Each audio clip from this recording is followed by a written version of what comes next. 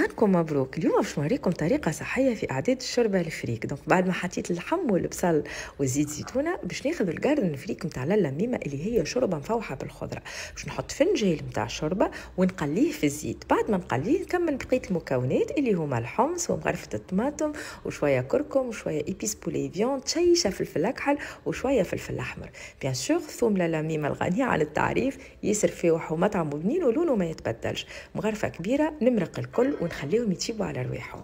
في كسرونه باش نحط فيها شويه ماء، نكيتا زيت زيتونه ونحط الكرافس والبصل والسفناريه والثوم، نحطهم يغليوا على رواحهم من غير حتى فاح. من بعد باش نرحيهم، نزيد كميه باهيه على الشوربه، وهكيك نتحصلوا على شوربه معفيه بالخضره وكلها منافع. بالنسبه للبرد اليوم عملت روز جربي باللحم المفروم، ما تستغربوش يعطي ريزولتا ياسر بنينه. تحبوا تجربوا ما تحبوش تجربوا انتم احرار. دونك حطيت سلق معدنوس، سبناخ، شويه جلبانه، سفناريه، بصل، ثوم، فلفل اكحل وفلفل بقري باسكو حطيت اللحم المفروم، فلفل متشتش باش تجي محرحره شويه. تحبوا تزيدوا شويه هريسه عربي، مغرفه كبيره طماطم معجونه، بيان سور النعناع ورشه باهيه زيت زيتونه، وخليته يفور على روحه.